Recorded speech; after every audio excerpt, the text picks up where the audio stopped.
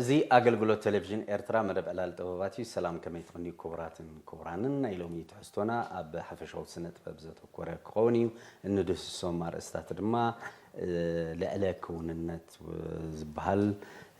حلمه وننت زي وست أمت أبا أبايتي كم ودما تجمع سنة ببيلنا نقول سو كندسس كنفتنينا أبزي أبستيديو نارما حدا نزوم عودتات زي كاب أبرتي أمسر حدولو سنة ببنياتها تعديمنا لنا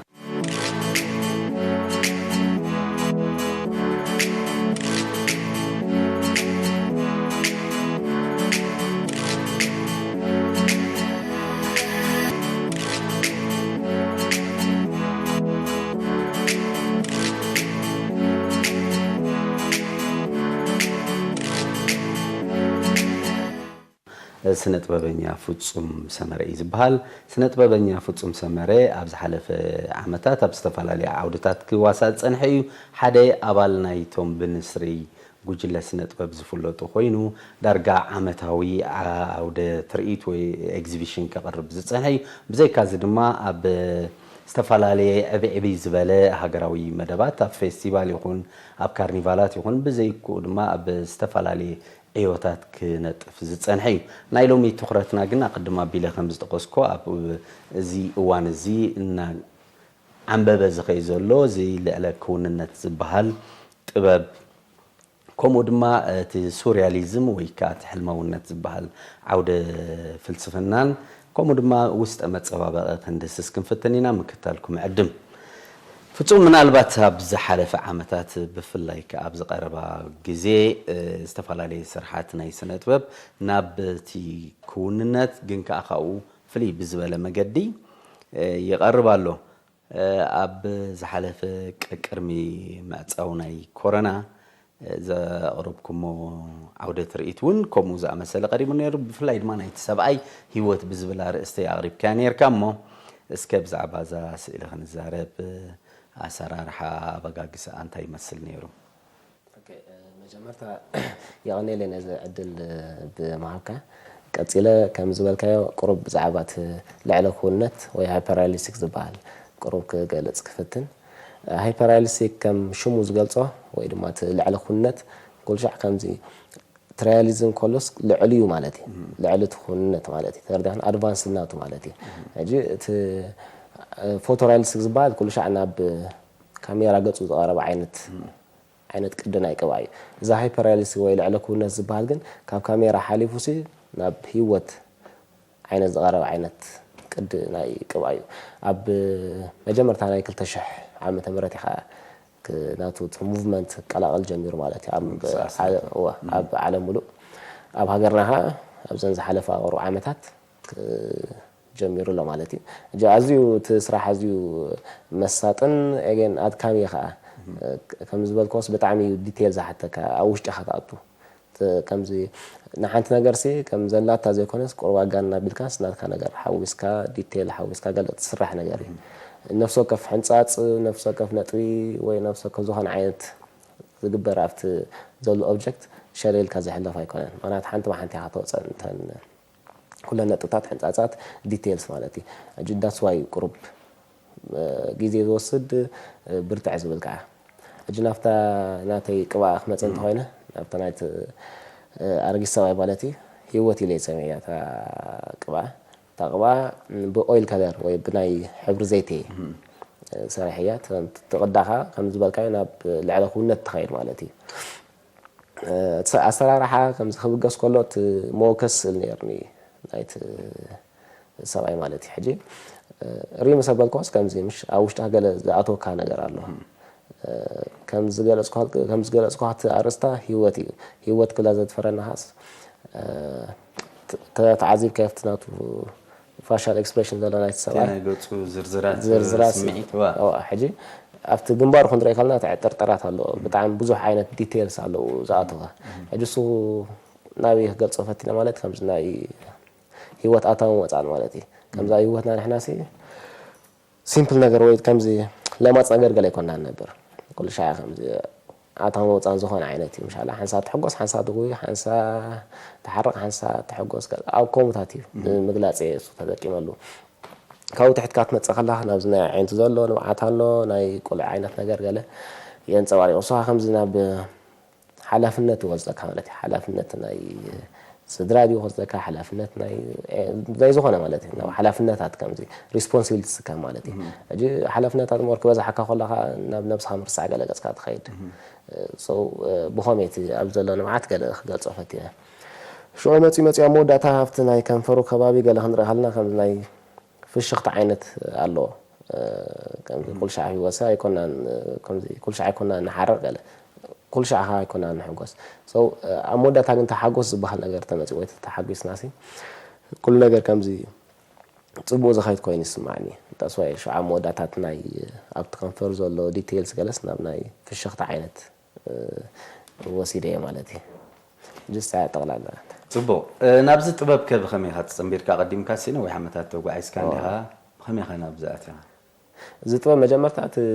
ዋላ ኣነ ካብ ኣጀማምራይ መፃፃይ ካብ ቅድምሲ ኣብ ናይ ክውንነት የሰርሕ ነይረ ከምዚ ናይ ሪያሊዝም ማለት እዩ ሕጂ እቲ ናይ ሪያሊዝም ነገር ከምዚ ቁሩብ እንዳማዕበልኮ የኸይደ ናብ ሃይፐር ሪያሊዝም ማለት እዩ ናብ ልዕለ ክውንነት ሕጂ እቲ መፃፃይሲ ካብ ሪያሊዝም ነይሩስ ንዑ እንዳማዕበልኮ የኸይደ ብኸመይ ኣትየ ናብዚ ዓይነት ቅዲ እዛ ስእሊ ሕጂ ንኣብነት ውፅእ ዝበለት እያ ካብተን ቅድሚ ሕጂ ትሰርሐ ነበርካ ምስታ ቀዲምካ ትሰርሖ ዝነበርካ እንታይ ፍልልይ ነይርዋ እተን ምስኣ ዝመስላ ስራሓትከ እንታይ ምትእስሳር ኣለዎ እቲ ምትእስሳራ ኣብቲ ቅዲ ማለት እዩ ኣብ ሪያሊዝም ነይረ ሽዑ ናብ ሃይፐር ሪያሊዝም ደይበ እቲ ዓይነት ቅድስ ከምኡ ተተሓሓዚ እዩ እቲ ናታ ፍሉይነትካ እቲ ብድሆ ማለት እዩ ብጣዕሚ ብድሆ ነይሩ ኣታ ስእሊ ዝስራሕ ከላ ምክንያቱ ከም ዝበልኳ ከምዚ ሓንቲ ብሓንቲ ዲቴልስ ናቱ ወፂኡ ኣብቲ ናይ ሰብኣይ ዘሎ ዕጥርጥራት ፋሻል ኤክስፕሬሽን ገለናትስ በባሓንቲ እዩ ወፂኡ ሕጂ በባሓንቲ ወፅኦ እንተኾንካ ግዜ ወስደልካ ማለት እዩ ግዜ እንተመጢጡኻ ናትካ ዓቕልኻ ከምዚ ይፈታተን እዩ ሕጂ እሱ እታ ብድሆ ነይሩ እቲ ናይ ግዜ ምውሳድን እቲ ቀልጢፍካ ዘይምውሳድን ኤጌን ሳይዛኻ ዕብይ ኢልያ ነይራ ሕጂ ግድን ግዜ ተወስድ ኣለዋ هما غيدا هراي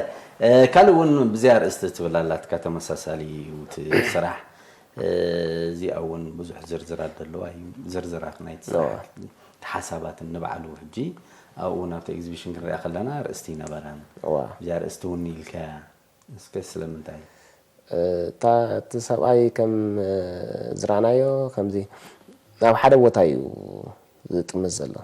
ከምዚ ኣትኪሩ ስጥምታልና ሓደ ሕጂ እንታይ ጥምታሎ ንፈልጦ ይኮናን ይግረም ዲ ዘሎ ወይ ተፈጥሮ ዘስተማቕር ዘሎ ወይ ሓስብ ዲ ዘሎ ገለሲ ክን ታምጥማጥ ጥራሓነ ታ አንግሌ ፈተያታ ኣተኪርካ ምጥማጥ ሓሳባት ያሳ ማለት እዩ ከምዚ ሓሳባት ዝተንትን ዘሎ ወይ ዝሓስብ ዘሎ ገለ ኤገን ኣብዚ ናይ ርእሱ ዘሎ ናይ ጨርቂ ገለኻ ከምዚ ናብ ናይ ሓንጎል ናይ ወዲ ሰብ ዝወስድ ዓይነት ቅርፂ ኣለዋ እታ ዕማመ እጅኡ ኸ ብደቂቕ ዝተፃሕፈ ኣሎ ናይ ግእዝ ፅሕፈት ኣለዋ እሳ ብደቂቕ ዝተፃሕፈ ኣለዎ ከምዚ ሞር ዲቴል ገለ ጌርካ እንተስሒብካ ኢኻ ትረአ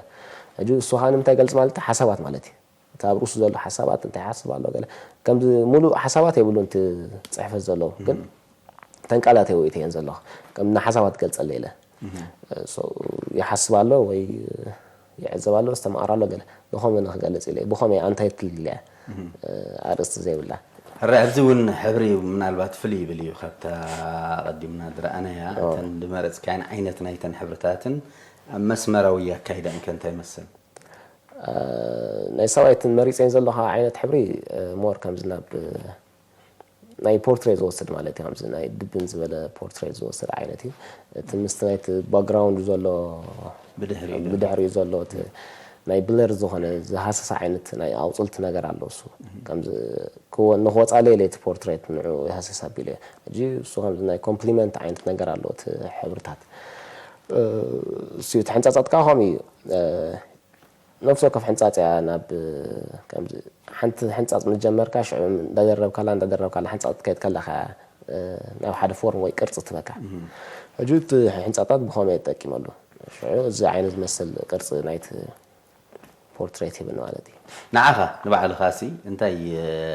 سمعتات فترة الكنابنة أبي زرزرات ويتمات عمقوتك فترة ولا خا እንታይ ስምዒታት ፈጥረልካ ንክልቲአን ደሚርካ ኣብዚ ሓለፈ ኤግዚቢሽን ዘቕርብካዮ እንታይ መልሲ ግብሪ ረኺብካ እቲ ናይ ውሽጠይ ዘለኒ እቲ ሓሳባት ወይ ስምዒት ናይ ምሻሎ ከምዚ ብፍላይ ኣብታ ናይ ሂወት ዘላ ቅብኣ ክሰርሕ ከለኹ ዋላ ሕጂ ኣነ ክሪኣ ከለኹ እንታይ ሽሙ ዝኾን ኣብ ውሽጢስ ገለ ዓይነት ዘይርዳእን ነገር እዩ ድመፃኒ ምክንያቱ ከም ዝበልኩስ ከምዚ ጠሊቀ ኢኻ ኣብቲ ስራሕ ኣቲኻ ኢኻ ትሰርሕ ከምዚ ካል ነገር ገለ ክትሓስብ ሳይትክእልኒ ኣብቲ እዋንቲ መጀመርታ ንርእስኻ ኣዳሊኻ ወይ ኣእምሮኻ ኣቃሊኻ ኢኻ ናብቲ ዓይነት ስራሕ ትኣቱ ምክንያቱ ከም ዝበልኩ ብድሆታት ስለ ዘለዎ ግን ከምዚ ኣብ ርእስኻ ዘሎ ነገር ቁሩብ ግድፍ ኣቢልካ ናብኡ ትሰርሕ ሰው ስምዒት ከምዚ ክገልፀልካ ሕጂ ክልኒ ኣብ ውሽጠይ ዛብጡስ ከምዚ ፅቡቅ እዩ ኣብ ውሽጠይ ፈጢሩለይ ዘሎ ግን ትግብረ መልስኻ ፅቡቅ እዩ ብጣዕሚ ኣተባባዕ እዩ ምክንያቱ እዚ ናይ ሃይፐር ሪያሊስቲክ ወይ ልዕሊ ኩነት ዝባስ ሕጂ ስለ ዝተኣታቱ ዘሎ ፅቡቅ ግብረ መልሲ እዩ ተቐቢለ ፅቡቅ ኣብ ዝሓለፈ እዋናት ኩሉ ሰብ ዝዝክራ ስእልላትካ መንጎ መሳጊድን ቤተ ክርስቲያናትን ዘሎ ውህደት ተንፀባረቀ እያ እሞ እስከ ካብተን ብዙሓት ስራሕ ሓንቲ እዚኣ ከም መበገሲ ጌርና ምዘን ድሒርካ ስራሕካየን ኣነፃፂሮም መዝሃኑኻ ብዓይኒ ህየሳ ኹን ብምስትምቓር ከመይ ገሊፆሞ እታ ዓይነት ቅብኣ እቲ ናታ ቅዲ ናብ ሱርያሊስቲክ ወሰድ ማለት እዩ ወይ ከምዚ ናይ ሕልማዊ ዓይነት ቅዲ ሱርያሊስቲክ ዝበሃል ቅዲ ኣብ መጀመርታ 20ታት ገለ እዩ ጀሚሩ ናቱ ፍልስፍና ወይ ናቱ እንታይ ሽሙ ከዓ ሓደ ዘይራኸብ ነገራት ኣምፂኻ ኢኻ ተገጣጥም ኣብኡ ከምዚ ሰርፕራይዝ ዝኾነ ዓይነት ነገራት ኣምፅእ ኣወ እቲ ውሽጢኻ ተሓስቦ ነገር ሲ ኢኻ ኣብኡ ተምፅኦ ከምዚ ዘይፅበዮ ዓይነት ሰብ ኣቀራርባ ከምዚ ፋንታሲ ገለ ምፍጣር እዩ ሕጂ ነተን ዘሎ ኦብጀክትስ ከዓ ከምዚ ተደሊኻ ትጠውየን ተደሊኻ ትጭፍለቕን ገለ ግን እሱ እዩ እቲ ነገር ሲ ከምዚ ሉሉ እዩ ናይ ሪያሊስቲክ ነገር ኣሎ ኤገንት ሱርያሊስቲክ ዝብሎ ዘለዋ ከምዚ ሉሉ እዩ እቲ ነገር ተደሊኻ እቲ ኦብጀክት ተድልያ ተምክኾ ተደሊኻ ትስእሎ ዘለኻ ማለት እዩ ተደሊኻ ትጠውዮ ዝኾነ ነገር ትገብሮ ትኽእል ኢኻ ንሱ እዩ እቲ ፍሉይነት ካብቲ ናይ ሪያሊዝም እዚ ዓይነት እዚኣ ቅብኣኻ ንሱ ዓይነት ቅዲ እየ ተጠቂመላ ዘለዎ ተን ዘለዋ መሳጊድ ወይ ቤተክርስትያናት ገለ ጥባዊ ኣምፅአ ሓደ ካልእ ቅርፂ ፈጢረሎ ማለት እዩ ናይ ክቢ ዓይነት ሽዑ ብላዕልን ናይ ቃል ኪዳን ኣለዎን ብታሕቲ ርግቢት ኣለዎን ከምዚ ፍቅርን ሰላም ገለ እንድያ ትብልታ ርእስታ ሕጂ ንኸምኡ ንክገልፅ ኢለ ዘይራኸብ ነገራት ኣምፅአ ከምዚ ኣራኺብካስ ሓደ ዓይነት ሓሳባት ትገልፅ ማለት እዩ ካብቲ ነገራዊ ነገር ተበጊስካ ናብ ሓሳባት ካብ ሓሳባት ከዓ ናብቲ ነገር ትመልሶ ማለት እዩ ሕጂ እዚ ንባዕሉ ድሕሪ ካልኣይ ኩናት ድሕሪ ቀዳማይ ኩናት ዓለም ዳዳ ብፍላይ ከዓ ኣማዕቢልዎ ብፍላይ ኣብ ስነ ፅሑፍካ እዩ ዝያዳ ከይዱ ነይሩ እዚ ከም ፍልስፍና ጥራሕ ዘይኮነ ብዙሕ ስራሕቲ ኢኻ ሰሪሕካ ንኣብነት ተን በበይነን ብሄራት ዘቕርብካን እውን ኣሎ እሳ ዓይነታ ቅብኣት ኢኻ ከምዚ ዩኒት እንድያ ትብል ስኒት ውደት ገለ እዩ ኣብኡ ገይሮም ዘሎ ክልተ ሰባት ኣሎ ሓደ ከበሮ እንዳሃረመ ኣሎ ሓደ ከዓ ሰይፍ ሒዙ እንዳሳዕሰ ሕጂ እሶም በበይኖም ዓይነት ብሄራትን ታሽሙ እዮም ሕጂ ካብ እንቋቑሖ ኣለ እንቋቑሖ ዝተሰባበረ ካብታ እንቋቑሖ እዮም ዝወፁ ዘለዉ እሶም ሕጂ ከምዚ ዋላ ሽሕግዘት መናብሮና ባህልና ናትና ላይፍ ስታይል ገለ ፈላለስ ግን ሓደ ኢና ማለት እዩ ሕጂ ኩሉ ሻዕ እንቋቑሖስ ከምዚ ናይ መፍረ ገለ ዓይነት እዩ ካብኡ ዝወፅ ነገርካ ሓደ እዩ ኣይ ታሽሙ ይብልኒ ሕጂ ሓደ ኢና ንምባል እዩ እሳ ገሊፀያ ብድሕሪ ዘሎ ኣሎ ከምዚ ብሃሳስ ዓይነት ተሳእለ ናይ መስጊድ ናይ ቤተክርስትያን ገለ ስእልታት ኣሎ ኣብኣ ብሃሳስ ግን ኣዝዩ ሃሳስ እዩ ኣብኡ ተጠቂሞ ዘለኹ ቴክኒክ ካብ ታንቋቑሖ እንዳውፁ ታንቋቑሖ ተፈንጪና ገለ ሓደ ኢና ንምባል እዩ ቅብኣ ቀበያ ፅቡቅ ምስ ያታዊ መሳርሒታት እውን ኣተኣሳሲርካ ብዙሕ ግዜ ትስእል ኢኻ ንኩለን ከዓ ናይተን ኩለን ቋንቋታት እውን ኣብ ሓደ ድገበርካላ ስእልላ زي عينت قبا هماني ناي سورياليستيك ناب كمزي ناي تشعاتين بهرات يتاوي ناي موسيقى مسارحي بحدا سيلين ساخماني حدا ناتا ايديا كمان كمز كامو قاحه توزلا تنقاحه تفنجله نقاحه ايديا وانت دسيل نيرو بوهمي ابزن كلت قبا تقيم له ማለት ካብ ሓንቲ እንቋቁሖ እንዳወፃ ናይ ቻዓተን ብሄራት ከምዚ ተፈናጭለሲ እንዳወፃ خلا ከምዚ ሓዴና ማለት እዩ ቻዓተ ብሄራት ዋላትናተን ሙዚቃ ፈላለ ዋላትናተን ሜሴጅ ገለ ኩሉ ፈላለ ግን ኣደይን ከምዚ ሓዴን ማለት እዩ ናይ ኩለን ህርመት ሓዊሶ ሓዴ እዩ እገንት ባክግራውንድ ተቀመ ዘሎ ሕብርታት ካ ገላጽ እዩ ናይ ጥበብ ይሃት እቲ ብዙሕ እዋን ከምዚ ድሪኦ ናይ ሙዚቃ ናይ ትልሂት ናይ ዝተፈላለዩ ነገራት ቀረብ ይኻ ንኣብነት ኣብ ዝኽሪ ነይርዎም በኤምባሲ ኣሜሪካ ዘቕረብካዮ ንናይ ኣታዊ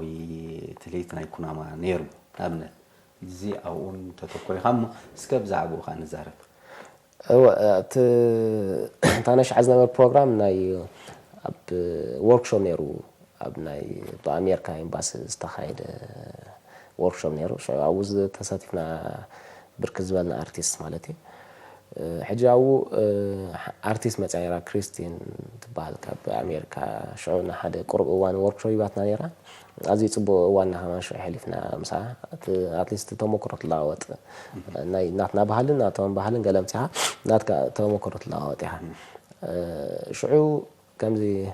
ኣብቶም ብዙሓት ኣርቲስት ናይ ቻዓተ ብሄራት ባህሊ ኣናብራ ገለሲ ከምዚ ተማቒልና እየን ማለት እዩ ሕጂ ንዓይ ሽዑ ናይ ብሄረ ኩናማ በፂሓት ማለት እዩ ሕጂ ብሄረ ኩናማ ከምዚ ኩሉ ሻዓ ንፈልጦም ኣፍትናቶም ሳዕስዒት ወይ ኣፍትናቶም ሙዚቃ ሞር ሰቡ ኤላልዮም መስለኒ ሕጂ ኣነ ኻታ ኣንግል እየ መሪፅያ እታ ናይ ሳዕስዒት ማለት እዩ ሕጂ ምስካላይ ኮይና ሰሪሕና እታ ስእሊ ዓባያ 3 ሜትሮ ገለ ትኸውን ምስካላይ ኮይና ሰሪሕና ናይ ብሄረ ኩናማ ማለት ናቶም ሳዕስዒት መሽ ክንገልጾ ፈቲና ተጠቅምናሉ ቴክኒካ ኢምፕሬሽኒዝም ነይሩ ሞር ኣብ ላይት ኢኻ ትግደስ ኣብ በተን ላይት ተደሪክ ኢኻ ትኻልታ ሽሙ ትገብር ብርሃን ዝበፅሖ ተንቀሳቐስ ውዑይ ዝኾነ ዋላ ፍትናቱ ባክግራውንድ ኣሎ ኤገንታ ኢንስትሩመንት ነይራ ናይ ተመሳርሒ ናይ ሙዚቃ ሳው የቲና ማለት እዩ ከምዚ ውዑይ ስምዒት ገለስ ፈጢርና ኣላ በቲ ሕብርታት ዝገበርና ኣሎ ማለት እዩ በቲ ሕብርታትን በቲ ናቶም ናይ ኣገር ምንቅስቃስ ናይ ሳዕስዒትን ኢና ክንገልፃ ፈቲና ወፅቡቅ ካልእ ትናትካ ስራሕ እውን ኣሎ እዚ ዘይካት ክገልጾ ፀናሕኩ ኣቀድማ ኣቢለ ናይ ካርኒቫል ይኹን ናይ ካልእ ዋላ ናይ ኣስመራ ፅባቐ ናይ ከተማ ኣስመራ ዝሰራሕኩሞ እውን ነይሩ እዩ ግን እዚ ውስጠ መፀባበቒ ናይ ኣባይቲ እውን ትነጥፍ ኢኻ ኣርት ዴኮር ዝበሃል እስከ ብዛዕባኡ ንዛረብ እዚ ናይ ውሽጣዊ ፅባቐ ወይ ከምዚ እንታይ ናይ ኢንተሪየር ዲዛይን ገለ ዝበሃል بحبرتات مور بحبرتاتنا نقدس بتن حبرتات تجورو عبت عينة متصامع نقدس أنا جمر أب ناتي قبعتات كأخوم خدت ودلي كم ناي ديكوراتيف أرت كذا مالتي أجيب بس حلو أنا خومو تذكر كلن كم نعبنت حنت الله هبز أقرب أوان صراحة واناي صراحة ناي سورياليستيك أجن ناي ديكوراتيف أرت توصل يعني كم زي بتحتي ناي أرت ديكو ناي إيرترا ناي أسمرا جيراسيلين أبلع لنا تا كواخا ناي قدم تاريخاوي هنصات بعلكو حيتو مترا قاله يتي سن نخلتنس كم او واحدين كم ورشه انتي زبح ورسي هو ناي ورسي بوهمي الى سريحات كوا فليز ولا ولاتنا تحبتات قاله ولا تاريخاس كم زي كم ناي كونس وصز بلاي بناتي فيل كم ناتي نوش اي سرح وعينتي نيرو صحجه حنت خابنت تقص مالت ترى تبو كاله منالبات حجي ابزي انتي بحال بز حاجات انتات هون توصينا سنة ببنياتات حجي ابز قربا غزي دارغانا بزل علكوننت ملسيلوم نتي بلندن حبرتسوم بزغبا نسمعيتات ينصبارو لو يبحال نتي ابستراكت ارت ندا غدلو مصلو يبحال امنت حدا قبوم كتكون تخيل እንታይ ትፍልልይ ሕጂ እቲ ኣብስትራክት ዝነበረ ካይዳን ሕጂ እውን ዳርጋ ኩሉ ሰብ እዩ ዋላ ዝተፈላለዩ ክንጠቅስ ንኽእል ግን ናብ ከምኡ ምለስ ኣሎ እንታይ ኣስተዋፅኦ ክህልዎ እዩ ሕጂ ኣነ ከም ዝመስለኒ ኩሉ ሻዕ ኣብቲ ዘመኑ ሓደ ዓብላሊ ዝኾነ ቅዲ ኣሎ ሕጂ ቀደም ክንምለስ ከለና ከምዚ ናይ ቤተክርስትያና ዝመስል ናይ ኣይሚን ናይ ሃይማኖታዊ ዓይነት ስእልታት ነይሩ ብኣሬናይሳንስ ነይሩ ናቱ ዓብላሊ ዓይነት ዘመን ነይሩ ሽዑ በዓል ኢምፕሬሽኒዝም ኣብቲ ናቱ ሙቭመንት ብጣዕሚ ዓብላሊ ነይሩ በዓል ኣብስትራክት እንዳበልካ ትመፅእ ነናቱ ዘበን ሕጂ ኣብዚ ዘለና ኤራ ወይ ዘመን ከዓ ከም ዝበልካ እዚ ናይ ልዕለ ክውንነት ኣብ ናይ 2000 ኣከባቢ እዩ ጀሚሩ ኣብ ናይ 21 ክፍለ ዘመን ማለት እዩ ሕጂ ናቱ ግዜ ኮይኑ ከዓ እሱ ከምዚ ሞር ክዕብል ጀሚሩ ማለት እዩ እቲ ኣርቲስት ከዓ እቲ ናቱ ፍልስፍና ወይ እቲ ኣይድያ ተረዲእዎ ይመስለኒ ከምኡ ዓይነት ዝኸይ ዘሎ ካበይ ጀሚርካ ማለት እዩ ኣነስ ንዑይ ከማዕብል ደሊ ዘለኹ ሕጂ ብኡ ገይረስ ከምዚ ናይ ሕብረተሰብካ ነፀብራቕ ኢኻ ትኾን ማለት እዩ ትገልፅ ኣለኻ ናትካ ባህሊ ናትካ ናብራ ገለ ሕጂ እሱ እዩ ኮይኑ ስማዕኒ ከምዚ ሓደ ቅዲ ክመፅእ ከሎ ኣብቲ ናቱ ዘመን ዕብላልነት ተርኢ እዩ ሕጂ እሱ ይሃት ናቱ ሚስጢር ኮይኑ ስማዕኒ ስኬች ቅድም ኣብ ወረቐት ነይሩ ድሓር ኣብ ካሜራ ሰጊሩ ሕጂ ካሜራን እዝን ከ እንታይ ዝምድንኡ ምትእስሳሩ ንኽትፈልዩ ወይ ኢልኩም ትገብሮ ፃዕርታት ወይ ድማ ጥበብ ከ እንታይ ኣብ ናይ ካሜራ ናይ ልዕሊ ክውንነት ወለዲ ሕጂ እቲ ቅድሚ ናይ ልዕሊ ክውንነት ናይ ፎቶሪያሊዝም ዝበሃል ቅዲ ነይሩ ኣብ ሰብዓታት ገለ እሱ ተቐልቂሉ ሕጂ እሱ ከምታ ዘላታ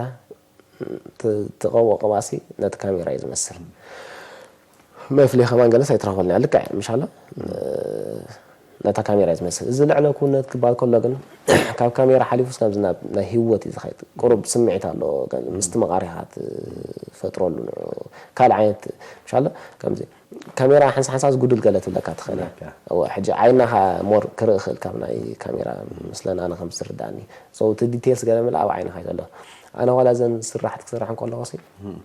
ካብ ሞከስ ትወስድ እንዲኻ ግን ባዕልኻ ተእትዎ ነገራት ትበዝሕ ከምዚ ምክንያቱ ተዳ ኣርቲስት ኮይንካስ ኣስተማቓሪኻ ማለት እዩ ተፈጥሮ ሰሰማቕሮ ኣለኻ ማለት እዩ ተፈጥሮ እንተዘይስተማቕርካ ክሰርሕ ኣይትክእልኒ ከምዚ ዓይነት ኣሽሙ ሕጂ ብኸመይ ናይ ኣረብቶት ዓይነት ነገር የርምሽ ኣብ ከባቢ እሱ እየ ሕጂ ዘእትዎ ፍናተይ ፔንቲ ትናቶም ስምዒት ትናቶም ኣተሓስባ ገለስ ከምዚ ኣብ ውሽጢ ከምሰተኻ ኢኻ ሽዑ ክሰርሕ ምስኡ ተኣሳሰር ግን ከምኡ እንተ ደኣ ክትከይድ ኮንካ ናይ ብሓቂ መፅናዕቲ ክትገብር የገድስ እዩ ንኣብነት ያታዊ ታሪክ ምልስ ኢልኩም ትፍትሽዎ ኢኹም ታሪካዊ ድሕረ ባይታ እቲ ዝነበረ ምዕባለን ስልጣንን እውን ምንፅብራቕ ትህቁን ኢኹም ነዚ ከንታይ መፅናዕቲ ትገብሩ ምስ ኣርኪኦሎጂ ዘለኩም ምትእስሳር ከንታይ እዋ እዚኣ ፅብቕቲ ሕቶ እንድያ ኣገዳሲ ከዓ ምክንያቱ ሓደ ነገር መፅናዕቲ ከይገበርካ እንተዳ ኣቕሪብካዮ ዝጎድሎ ነገር ኣሎ ምክንያቱ ከምዚ ሓደ መፅናዕቲ ዘይቀረቡ ዓይነት ስራሕስ ከምዚ ሓሶት ዓይነት እያ ተቐርብ ዘላ ማለት ብናትካ ተኣቱ ዘለካ እምበር እቲ ሪል ነገር ናት ይኮንካ ትገብር ዘላ ሕጂ ከም ዝበልካዮ ምስዞም ናይ ኣርኪኦሎጂስ ገለ መፅናዕትታት ግድን ክንገብር ኢና ዋላ ብግሩፕ ተጠርኒፍካ ዋላ ብውልቂ ኣነ ሕጂ ብውልቀ ያሎ ዝገብሮ መፅናዕትታት ወይ ካብ መፅሓፍቲ ድዩ ወይ ካብ ካልእ ነገራት ዝወስዶ ኣሎ ግን እቲ ዝሓሸ ነገር ከም ብግሩፕ ጥርንፍ ኢልካ ሓደ ናይ ምወላ ነገር ራሂብካ ከምዚ ኣብ ቦትኡ ከይድካ ምሽ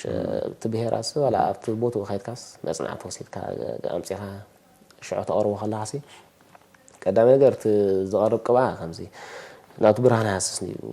ንኩሉ ሻዕ እዩ ተሰጋገሪ ዝኾን ማለት እዩ ምክንያቱ ትልክዕ ስምዒት እያ ተንፅባርቆ ዘለካ ካልኣይ ከዓ ከምዚ ነቲ ሕብረተሰብ ትመሓላለፎ ኣለኻስ ክኣምነካ ይኽእል እሱ ግድን እቲ መፅናዕቲ ግድን ክግበር ኣለዎ ፅቡቅ ከይተንከፍና ከይንሓልፍ ኣብዚ እዋን እዚ ብፍላይ ሕጂ ልንቅነ እኳ ምዝ ናይ ኮረና ዳርጋ ደው ኢሉ እቲ ናይ ኤግዚቢሽን እምበር እንታይ ትርኢኻ ተወራራስነት ጥራሕ ዘይኮነ እቲ ናይ ኮፒራይት እውን ትርኢኻ ንባዕሉ እዚ ዲጂታላዊ ዓለም ዝፈጠሮ ሕማቕን ፅቡቕን ነገራት ኣሎ تي أبز حلف ناتكاس إلي نيرا حجنا أبنت سيف حيز غلو أب استفال عليه صبوت انترنتات سيقوبرو لالو انتاي تي تقمون انتاي قدعاتون اتن ممعبالو تي مثل أمرو ويدماتي واننت أمرو ونبرت نبلوسي كما يتصرح لهم نما معبالو حدثو كالاي كاتي نوع عمتات زغصلكم مو دحري اكزيبيشن زنبرنا حد متهياسون كما يقصي او كمت زبالكا تناي كوبي رايت ነገር كم زمسلن ግን ብዙ حفلطو اي صنحن ابز زلنا ارتست برحدا قداس ነገር ኣብ ካላ ዓለም ታሪኻሲ ሓንሰላንታ ተደጊማ كداس ብዙሕ ነገር زمت ناي كوبي رايت ነገር بحجي كسرحلو انا ها تسفا قبر مخنياتو اب قليلو كم زنات كسرحسي بخالت دغيمو تريو ولا بكال علامات قرنات كايديا قالو سيدون وي نسا صريحه خلاص بنات كاشم بناتهم شم قيرون قال زغرب عينتات يغاطم يخونتال حجسو كم بحجي ك زمان زلو ارتيستين ولا حالات قالت زاريكا خمس خسرحلو زلو نغيري تحالت كان هي سا ناي هي سا خمزي مزاناي كورونا قرب تدناغ يزاناي اكزيبيشن ነገር كورونا خبز خاص اي جبرنا اكزيبيشن ولا حجي لوك داون مست خافت مالتي قدم كورونا نيرو سو صبو مخنيات خمزي انا كن مور لعل متياس خمزي مبحال معحد قال خويا نسمعني نسي مخنيات خمزي كلها في مسمار لها موقعيت هذا لها تنات كاتومكرو تقرارا بخونه خلي كده اجي تمعت بحال تتقرارم اجي سو اقداسيو بحجها خمس عمعملناها نسرحلو اب اوان كورونا فلابتي لوك داون نورو الاوان تجزي خاخم يتقومولو نيركا انتي سرحتك افريقيا از لوك داون صبو ነገር ኣለዎ اجن حما ነገር ካخሉ خالي انا نعيግن بتعميو صبو ነይሩ ምክንያቱ ሙሉ ማዓልት ኣብ ስቱዲዮኻ ትውዕል ኣይተወፅኒኻ ምን ጥረሳ ሎክ ዳንስ ኣለክ ተወፃይት ከኒኻ ክሰራይኻ ትውዕል እዘናይ ላዕለ ኩነት ዝበሃል ቅድኻስ ሕጂ ዘይወፃኸውን ቅብኣታት ገለ ክህሉ ኣኽእላይን ኣብ ውስ ብጣዕሚ ብዙሕ تقيمله صرح لي مهنا اتليست تناي لعله كنت غزي سلازوسد غزي رخيبه شو كسرحو كمارا مرول جلس كيله جس تقيمله تا غزي راي تا جميرنا باخن زازم تاسئلنا يتسبعي ون ناب علما وددر لي اخكاني اركا كالي بقربا مصاي زحسكايو مدبات انت يالو منالبات زخونتات كم زلو قصلي جن بخمي مقدي سرحكا نافذ بتقربو لخا انا مودات حتى تكوني اوكي ناي تا هيوت بالقبا اب خمزول كالتش عيسان اول حقلت قال عندي اكزيبيشن اريمانيرا شعوب قال علامات كم اكزيبيشن واي كم ودر قال عندي حاسبانيرا قاطعم زناي لوك داون قال ماتيو تعنا قفا بحجن قالو بزح تصفاتات ابا كنقبرو نخل ناي مصا مدبكا ما برتاح خمس راح كال تاشم كان اكزيبيشنات كوما حسب الله بقرو ولا ولكي حدا عبيز ولا بينتينز واحد بواحد تاشم مالتي عبيز ولا بينتين كم زنا يسول اكزيبيشن كلا حسبين اي بيني مالتي بقرو كاهم اب ناي كلا علامات كاهم باكزيبيشن كلا كوم مدب حساب لهم